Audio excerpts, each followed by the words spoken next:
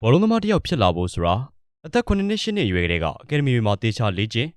အသက်18အရွယ်မှာပထမအသိန်းအတွက်ပွဲထွက်ခွင့်ရဖို့ကြိုးစားကြရတာဟာဘောလုံးလောကရဲ့ပုံမှန်တစ်လေးတစ်ခုပါဒါပေမဲ့အသက်22နှစ်အရွယ်အထိအုပ်စီဆေးတုပ်တဲ့ပယံလုံးကိုလုံရင်းနဲ့ပရက်တီမှာရက်ွက်ထဲကတနင်္ဂနွေဘောလုံးပွဲဆန်နီလစ်တီမှာပဲကန်နေရတဲ့လူငယ်တစ်ယောက်ဟာအင်္ဂလန်ရဲ့အကြီးအကျယ်ဆုံးကလပ်သင်းရဲ့သမိုင်းဝင်ဂိုးသွင်းအများဆုံးစံချိန်ကစားသမားတစ်ယောက်ဖြစ်လာလိမ့်မယ်လို့ခင်ဗျားတို့ယုံနိုင်ပါမလားသူ့ရဲ့မျက်နှာပေါ်ကအမြဲတမ်းပြုံးဖြည်းဖြည်းအမူအရာလက်တောက်ပနေတဲ့ရွှေသွားတစ်ချောင်းပြိုင်မဲ့ခံစင်မှုတွေကိုအိမ်မက်ဆိုးတွေပေးခဲ့တဲ့အမခန်းအရှိန်နှုံးနဲ့သွင်းကိုတွေ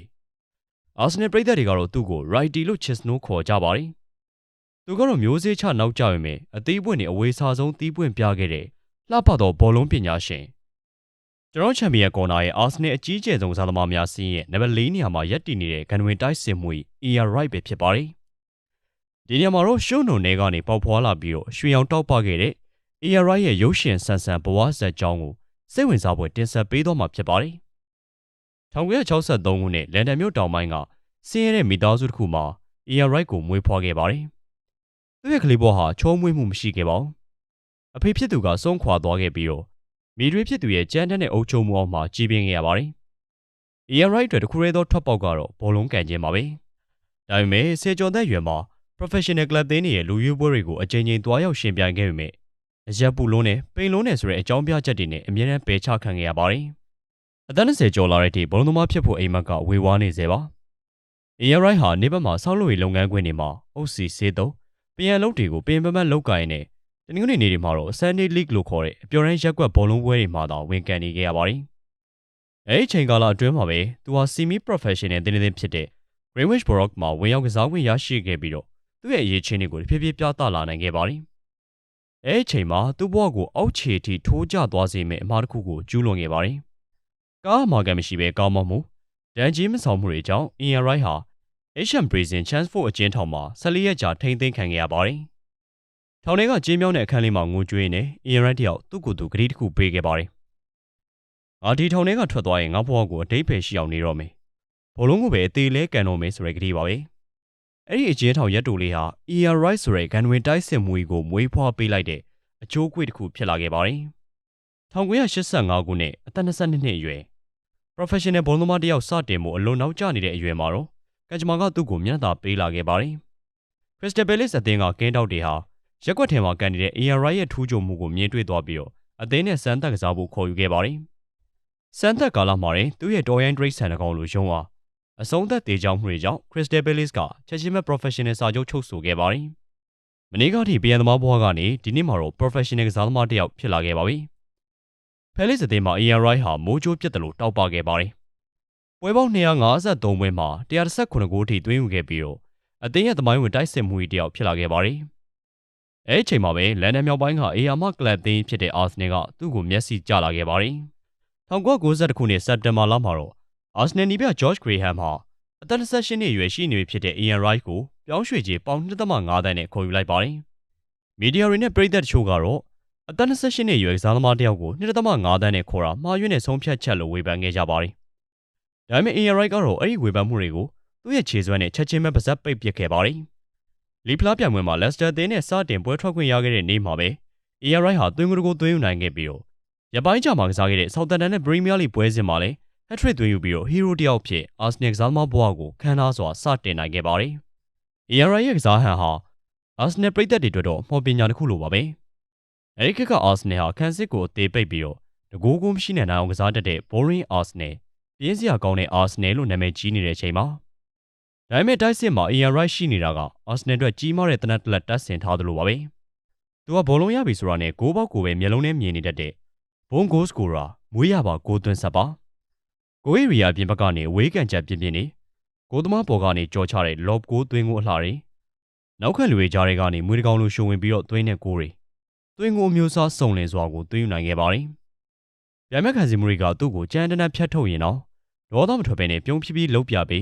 နောက်ချိန်မှာဂိုးသွင်းပြီးတော့ပြန်လက်စားချေတတ်တဲ့သူ့ရဲ့ style ကိုပရိသတ်တွေကအသေးလဲယူသွတ်ခဲ့ကြပါတယ်။ Highbury Queen ကြီးထဲမှာတော့ Ian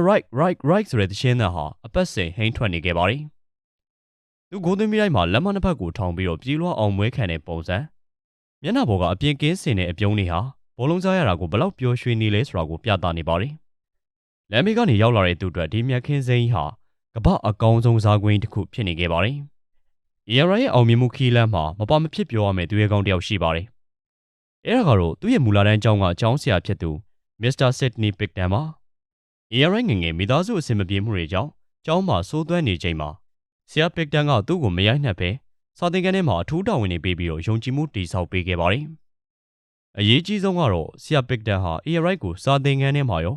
ဘောလုံးကွင်းထဲမှာပါမိန်လုံးနိုင်တယ်လို့အမြဲတမ်းတွန်းအားပေးခဲ့တဲ့သူပါ။နှစ်တကြာပြီးတဲ့နောက် ERI ဂန်ဝင်ဘောလုံးသမားကြီးဖြစ်နေတဲ့အချိန်မှာမှတ်တမ်းရုပ်ရှင်တစ်ခုရိုက်ကူးရင်းနဲ့သူကွယ်လွန်သွားပြီလို့ထင်ရတဲ့ဆရာ Picton နဲ့အမှတ်မထင်ပြန်လည်ဆုံတွေ့ရတဲ့ဗီဒီယိုလေးဟာကမ္ဘာတွင်းကပရိသတ်တွေကိုမျက်ရည်ကျစေခဲ့ပါတယ်။ ERI ဟာအသက်ကြီးနေပြီဖြစ်တဲ့ဆရာကိုမြင်ချင်းမှာအုတ်ထုတ်ကိုချွတ်မျက်ရည်တွေကျပြီးတော့ Hello Mr. Picton you're alive Hello ဆရာသက်ရှိထင်ရှားရှိနေတာပဲလို့ပြောရင်းနဲ့ငိုကြွေးဖတ်ထားခဲ့တဲ့မြင်ကွင်းဟာ ERI ရဲ့ရင်ထဲကဖြူစင်တဲ့စိတ်ထားကိုဖော်ပြနေပါတယ်။သူ့ရဲ့အောင်မြင်မှုတိုင်းရဲ့နောက်ကွယ်မှာဆရာ Picton ရဲ့တုံ့တင်မှုတွေကအုတ်မြစ်ဖြစ်ခဲ့တယ်လို့သူအမြဲတမ်းဂုဏ်ယူစွာပြောဆိုခဲ့ပါတယ်။ ERI ရဲ့ Arsenal ကစားသမားဘဝအတွက်အထွတ်ထိပ်ရောက်ခဲ့တဲ့နေ့ကတော့1998ခုနှစ်စက်တင်ဘာလ13ရက်နေ့ပါပဲ။အဲဒီနေ့က Arsenal ဟာပေါ်တန်သိန်းနဲ့ကစားရတာဖြစ်ပြီးတော့ ERI အတွက် Arsenal ကန်တွေကစားသမား Cliff Bastin တင်ထားခဲ့တဲ့ Arsenal သမိုင်းတစ်လျှောက်ဂိုးအများဆုံးစံချိန်188ဂိုးကိုချိုးဖျက်ဖို့2ဂိုးလိုမှရှိနေခဲ့ပါတယ်။ပွဲစားလို့ပထမပိုင်းမှာရင် ERI ဟာလှပတဲ့သွင်းဂိုးတစ်ဂိုးကိုသွင်းယူပြီးတော့စံချိန်နဲ့တူညီသွားခဲ့ပါတယ်။ဒါပေမဲ့ပရိသတ်တွေအားလုံးကိုရေမောစေခဲ့တာကစံချိန်ကျိုးပြီးထင်တဲ့သူဝစ်ဆင်လာတဲ့အတွင်းငယ်အင်ကြီးပေါ်က179 just done it 189ကိုငါလုံနိုင်ခဲ့ပြီဆိုတဲ့စာသားကိုအင်ကြီးချုပ်ပြီးတော့အောင်ပွဲခံပြလိုက်တာပါပဲ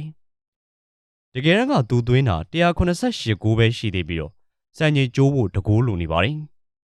ဒါပေမဲ့ဒုတိယပိုင်းမှာတော့တကယ်အသမိုင်းဝင်အခိုက်အတန့်ရောက်လာခဲ့ပါတယ်။ဂိုးရီယာပြင်ဘက်ကနေ ERI အပိုင်ကန်သွင်းလိုက်တဲ့ဘောလုံးဟာပိုက်ကွန်တွေကိုတနက်မမတ်ဝင်သွားတဲ့အချိန်မှာတော့ Highbury Green တစ်ခုလုံးပောက်ကွဲမတက်အောင်ပွဲခံခဲ့ကြပါတယ်။ဒီတစ်ခါတော့တကယ်ကို189ဂိုးမြောက်ဖြစ်ပြီးတော့ Arsenal သမိုင်းလျှောက်ဂိုးအများဆုံးသွင်းယူထားတဲ့စံချိန်သစ်ကိုရေးထိုးနိုင်ခဲ့ပါပြီ။သူကအင်ဂျင်ကိုထက်ချုပ်ပြီးတော့ပရိသတ်တွေရှေ့မှာဂုဏ်ယူဝင်ကြွားစွာပြသခဲ့ပါတယ်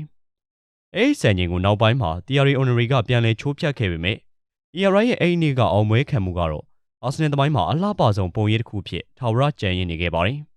။ Arsene Wenger ရောက်လာတဲ့အချိန်မှာတော့ ERI ဟာအသက်30ကျော်အရွယ်ရောက်နေပါပြီ။ဒါပေမဲ့ Wenger ရဲ့တိုက်စစ်ဖွင့်ကစားဟန်မှာသူကပိုပြီးတော့အဝင်ခွင်ကျဖြစ်ခဲ့ပါတယ်။1999-98ဘောလုံးရာသီမှာ Arsenal တဲ့ Premier League Champion နဲ့ FA Plus Double ကိုဆိုခူးခဲ့တဲ့အချိန်မှာ ERI ဟာအသင်းရဲ့အဓိကတိုက်စစ်မှုအဖြစ်ပါဝင်ခဲ့ပါတယ်။အဲဒီရာသီကုန်မှာတော့သူချစ်တဲ့ Arsenal အသင်းကနေချန်ပီယံတယောက်အနေနဲ့ဂုဏ်သိက္ခာရှိနှုတ်ဆက်ထွက်ခွာခဲ့ပါတယ်။ ERI ဟာ Arsenal အသင်းအတွက်9နှစ်တာကစားပေးခဲ့ရမှာပွဲပေါင်း288ပွဲကစားခဲ့ပြီးတော့185ဂိုးထိသွင်းယူပေးခဲ့ပါတယ်